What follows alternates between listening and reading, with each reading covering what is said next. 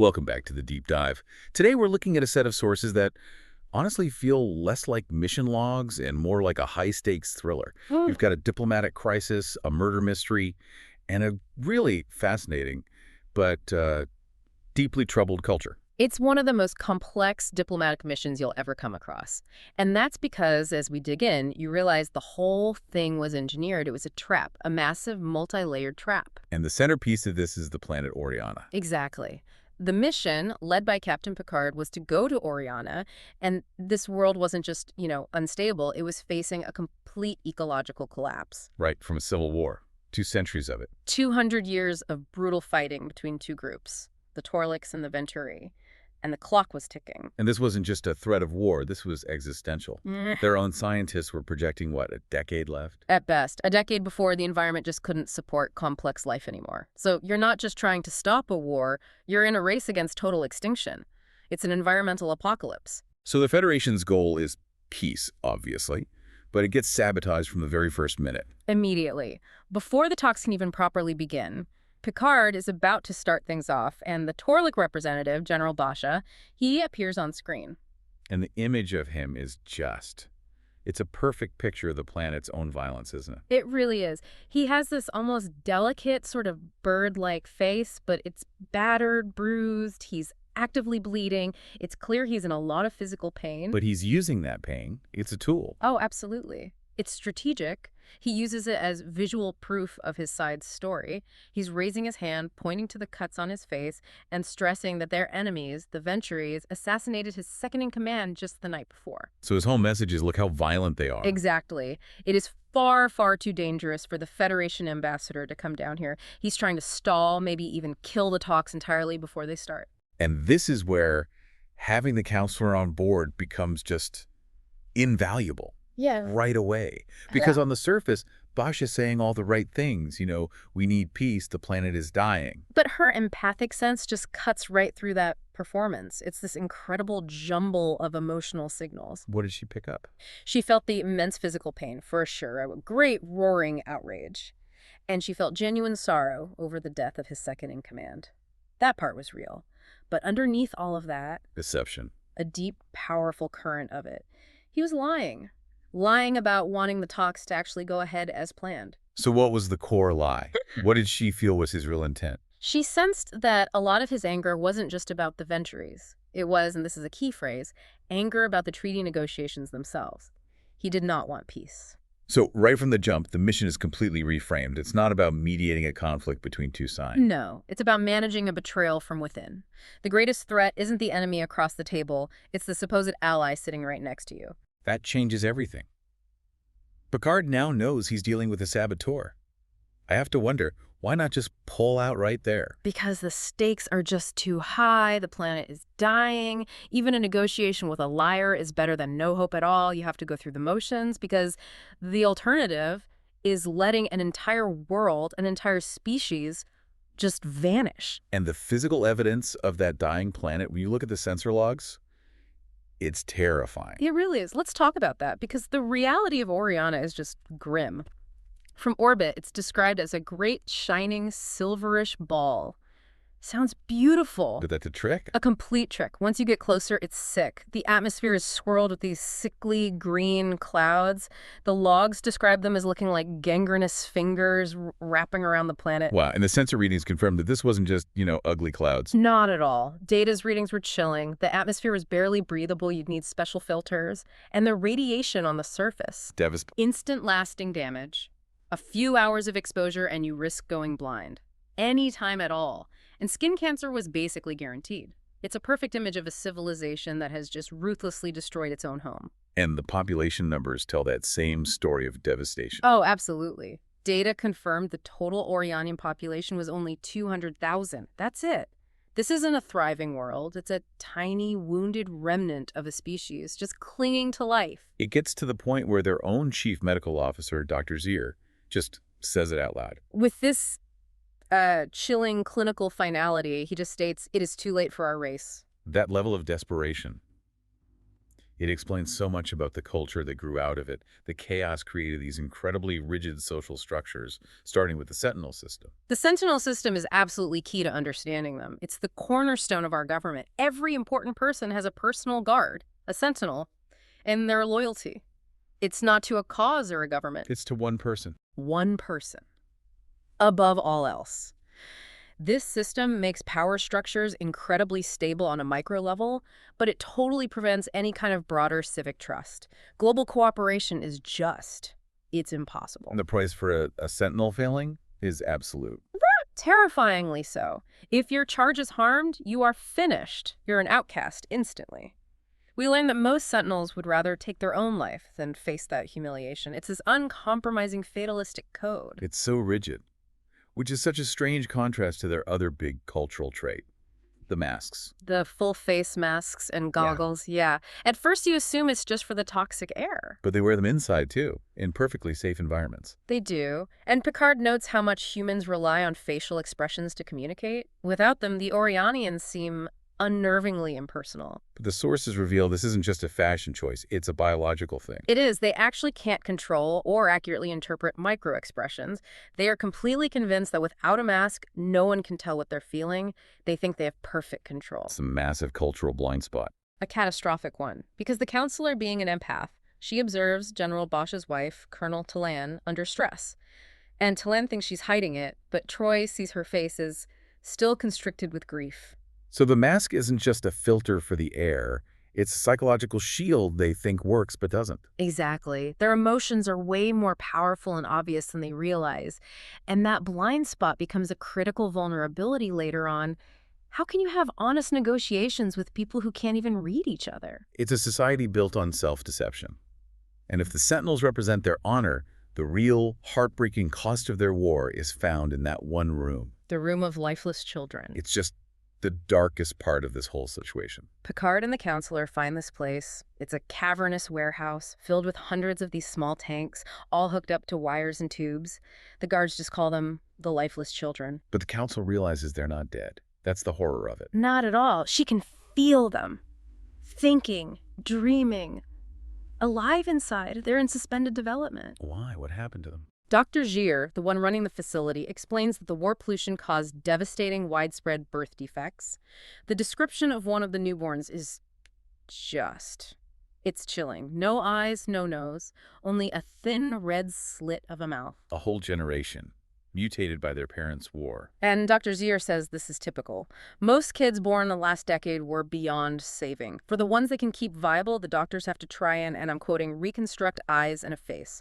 They have to build them into a whole person. The sins of Oriana are literally written on the faces of their children. It's the ultimate cost of their hatred.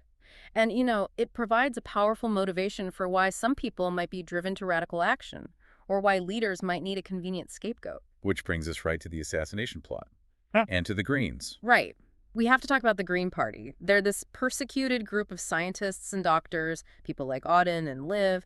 The government sees them as traitors, as subversives. Because they want to heal the planet. That's their crime. Their goal is simple.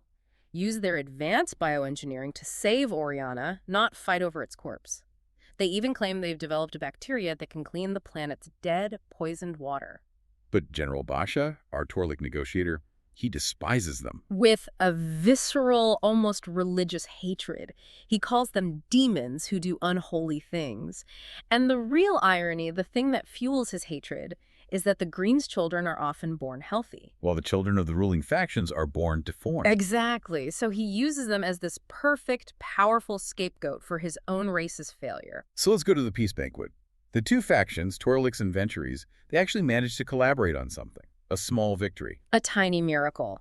They agree on the opening ceremony dialogue, and then moments later the Venturi leader, General Alec, is poisoned and dies. And the security was insane, right? They thought of everything. Everything. Bite-sized food, no plates, cups that were thrown away immediately, all to prevent poisoning, and yet Alec drops dead after drinking some tea. Tea that Picard and Basha himself also drank, which throws everyone off at first. For a moment, yeah. But the medical analysis from Dr. Stasha, that's what solidifies the whole plot. She finds the poison was a highly specialized, bioengineered plant alkaloid. Which points a giant finger directly at the Greens. The only ones with that kind of tech. But the real smoking gun is the forensic trace evidence. The genetic traces on the cup. Exactly. Snasha explains that even tiny particles, skin cells, hair, leave a genetic trace. She finds 4 distinct matches on Alec's cup. Alex, Bosch's, Picard's. And crucially, lives. The green representative who was forced to be there. So you have a bioweapon that points to the greens and a genetic trail that puts a green at the scene of the crime. It's a perfect frame-up. And Basha jumps on it instantly. He and the new Venturi leader immediately blame the Greens, and by extension, they blame Picard for insisting the Greens be there in the first place. So Picard is arrested for murder, scheduled for execution in 3 days. It's a complete diplomatic catastrophe. And suddenly, Worf, the head of security, is now the acting Federation ambassador stuck on a hostile planet with his captain about to be executed. And Picard's last order to him is basically the hardest thing he could ever ask of a Klingon. It's pure agony for him. Find the truth using intelligence and peaceful investigation, and absolutely not violence. It's the ultimate test of Worf's Klingon honor versus his Federation duty. You can just feel his frustration. His entire being is screaming to fight his way out of this. He says as much to the counselor. He just wants to drown his helpless feeling in a good, solid fight. But he can't. He's trapped. He has to investigate peacefully, even if it means his captain is facing torture and death. And to make an impossible situation even worse, the Enterprise gets called away. The timing is just a little too convenient, isn't it? A distress call from a Miljan vessel, the Tsar. It's apparently in danger of imploding. And Picard insists they go. He does. A show of trust in the Orianians that, in hindsight, looks incredibly naive. He even denies Worf a full security team, leaving him even more isolated. So let's unpack this Miljan diversion. What do we know about them? They're a very stoic, fatalistic culture. Visually, they're these blocky people, huge square shoulders, pale blue skin, and they speak very slowly. And their captain, Derek, he just embodies this sadalism. He won't evacuate. Refuses. He says, "We do not believe in abandoning a ship. When our ship dies, it will not die alone. It is our way." But when the away team beams over, they find out this isn't just a simple engine failure. Not even close. Dr. Crusher, Geordi, Data, they discover the Tsar isn't a machine. It's alive. A living ship. A bioengine. The ship's cell structure is eerily similar to the Miljan's own bodies. Crusher notes that Miljans compartmentalize injuries. The body shuts off a damaged part to save the whole. The ship does the same thing. So how on earth do you repair a living engine? You can't just use a wrench. Geordi had to become a doctor. He had to abandon standard engineering. The controls wouldn't even respond to him. He realized he had to talk to the engines. Talk to them. He used a direct neural link. He described it as a pasting that made his arm go numb. He basically bridged his mind with the ship's core. And what did he learn from this conversation? He learned its name was Yellow Dot Blue. He communicated with it through colors and sensations. It was like talking to a curious but very naive patient. When a Yellow Dot Blue showed him what was wrong. It showed him everything. It showed him the injury, this livid purple area where a foreign object was lodged in a major artery, and it showed him who put it there. Chief Engineer Valek? Their own chief engineer. Why would he sabotage his own ship? For science, it was an act of incredible hubris. He put the object there as a stress test. He wanted to see how much the bioengine could take, intending to fix it later. He risked over 100 lives for a data point. It's just cold. So how does this whole elaborate sabotage connect back to the murder on Oriana? It connects everything. It confirms the whole rescue was a lie. Basha confesses later that he made a deal with the Miljans to lure the Enterprise away. The distress call was a trap to get the Federation's muscle out of the picture so he could carry out his plan. A master stroke of planning. What did the Miljans get out of it? They wanted green technology, genetic material. The ultimate irony is that these supposedly stoic Miljans were ruthless traitors, helping the man who hated green tech get his hands on it for them. Unbelievable. Okay, so the Miljan plot is a diversion. Worf and Troi are on Oriana. Their captain is about to be executed, and they have to navigate this truly terrifying Oriani justice system. And they learned very quickly that Orianian interrogation is designed to be fatal. It's about psychological and physical shock. Colonel Talan, in her arrogance, just lays it all out for Worf. What was her plan for Picard? Torture. She tells him assassins are tortured to death. She planned to use these devices on Picard that cause excruciating pain until his body just gives out from shock. And she offered Worf a chance to join in, thinking a Klingon would approve. The profound insult to Worf. His Klingon honor code is strict about not harming non-combatants. He was appalled. He roars at her, You think I would harm a civilian, torture a stranger for pain? He was deeply offended. It's a huge cultural clash. He uses his presence to intimidate, but he won't use violence against the helpless. And you see the Orianian alternative right after that. They prefer psychological cruelty. When Worf interrogates Kel, the disgraced sentinel, he doesn't lay a hand on him. He just stares at him. He stares at the deformities on his face. Kel was one of the lifeless children who'd been reconstructed, and those scars were a deep mark of shame. Worf weaponized that shame. He just stared. And Kel completely broke down. Screamed at him, "I would rather you beat me than humiliate me like this." He confessed everything, not from fear of pain, but from an attack on his dignity. That says so much about their society. Outward appearance is more important than survival. Now let's get to Troi's empathic breakthrough. This was the final key. Her struggle had been huge. She felt the general rage and fear, but a lot of the Orianians were just blank to her, emotionally dead. But with Colonel Talan, it was the opposite. It was overwhelming. She said she almost lost herself. She did. She realized Talan was an unconscious, extremely powerful projecting empath. Talan wasn't receiving emotions, she was broadcasting them.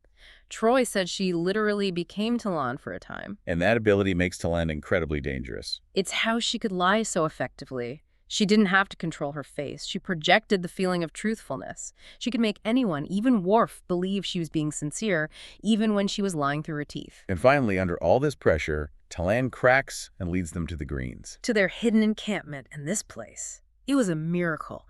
A vibrant hidden cavern, thick with vegetation and rich black soil. A little pocket of what Oriana used to be. And as soon as they get there, Troi feels it.